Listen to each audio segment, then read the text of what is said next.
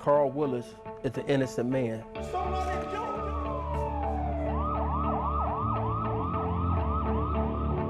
None of it makes any sense.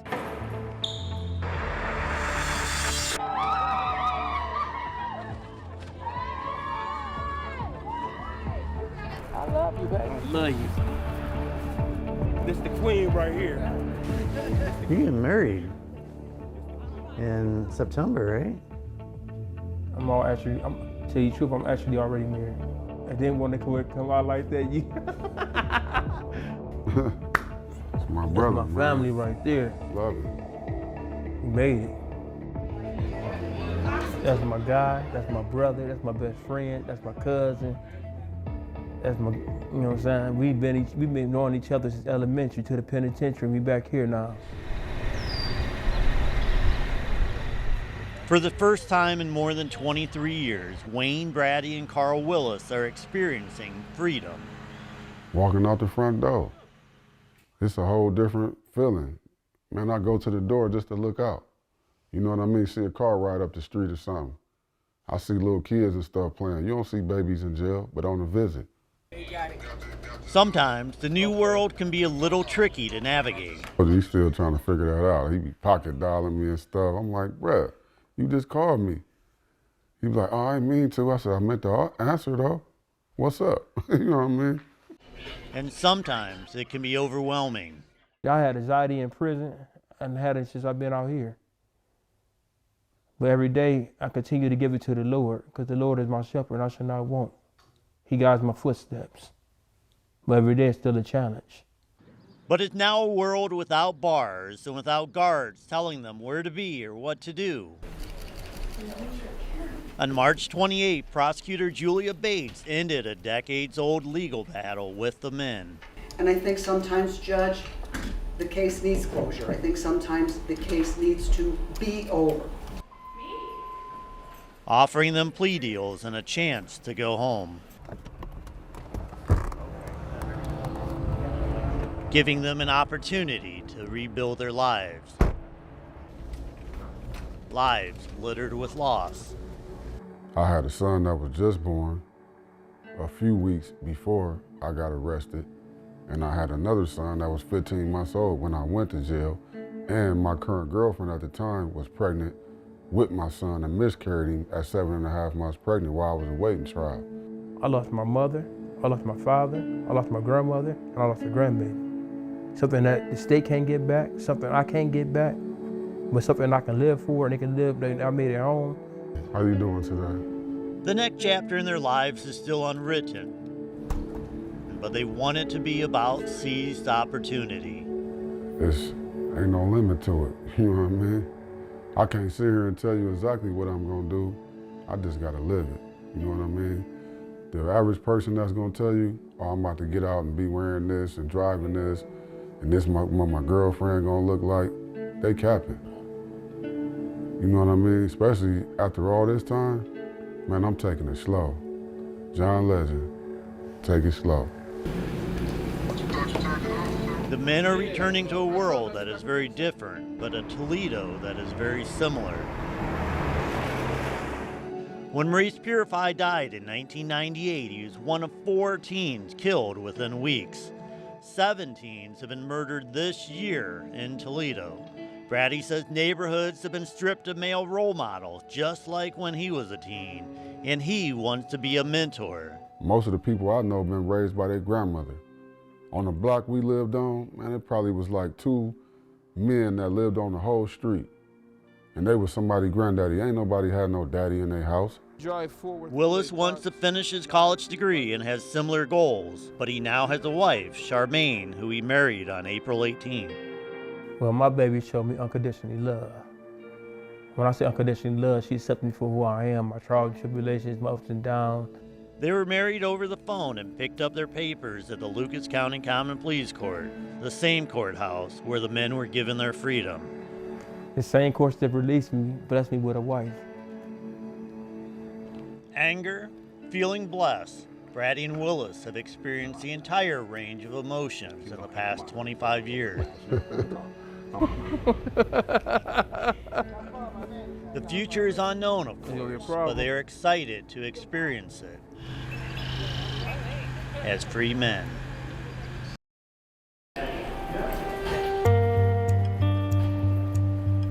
The legal equivalent of placing a gun to someone's head.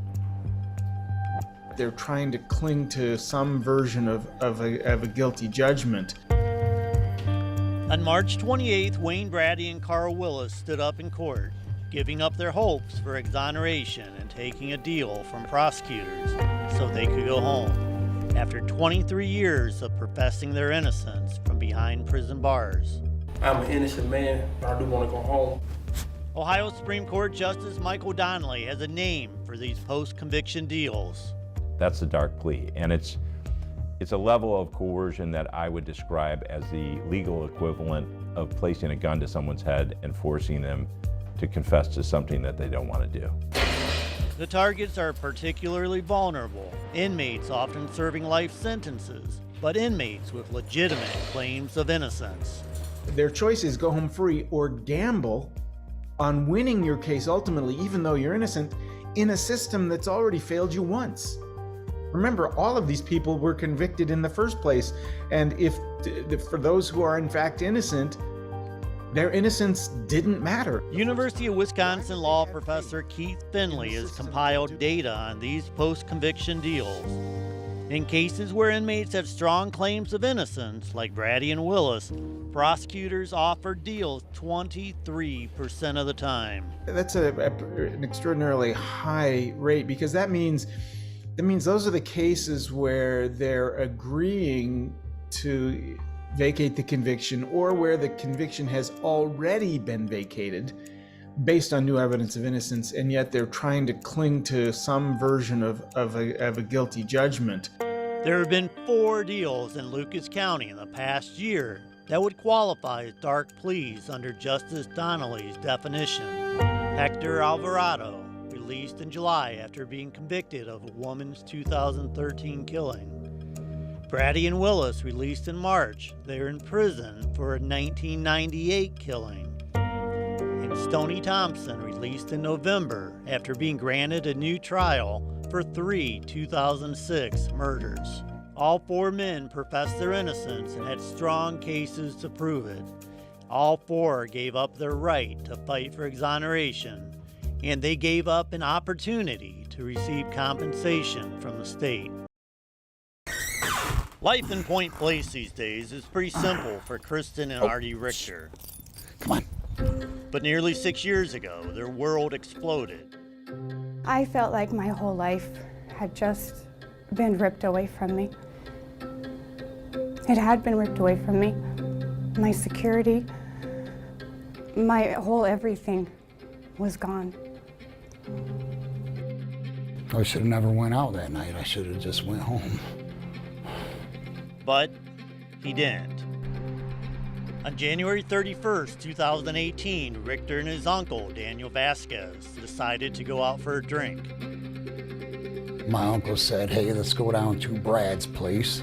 Brew house used to be called Brad's. At some point, Richter, his arm in a sling from rotator cuff surgery, began arguing with a man named Carl Wimpy.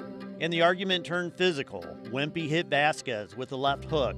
Richter's 59-year-old uncle was knocked out and never regained consciousness. He died 4 days later. Believing he instigated the fight, a grand jury indicted Richter on 1 count of inciting to violence, a 3rd-degree felony. I thought this was a joke. This is insane. I didn't really think a whole lot of it. So I had hired an attorney, and he had come to me and told me that he could probably get me a F4 attempt to commit an offense. And I said, an attempt to commit an offense of what? Then, according to the Richters, prosecutors threatened to re-indict him for complicity in the commission of murder. I figured if they had enough evidence to do that, they would have done that in the first place. They're just threatening him. No way. We will not take a plea deal. But then he was re-indicted on June 25th, and on September 18, 2018, a jury found Artie guilty of both charges. He was sentenced to 15 years to life in prison. The verdict come back within 2.5 hours. So that quick of a verdict, I assumed that yes, I'm going home, it's over.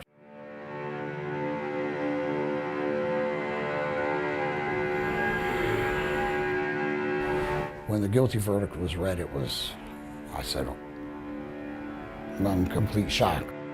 He called me on the phone and I was standing outside of the courtroom, and all we could say is, oh my God, what just happened? Oh my God, what just happened? I used to always be the positive one, and when they read that guilty plea, I lost all hope there. Bit of a nervous breakdown. Yeah, went through a lot from it. He didn't lose hope, and I'm so grateful for that, because I did. That hope was rewarded on December 31st, 2019, when the 6th District Court of Appeals vacated not only the incitement conviction, but also the complicity to murder conviction. In its decision, the court wrote, "The state has failed to introduce sufficient evidence to support a conviction for the crimes with which the appellant was charged."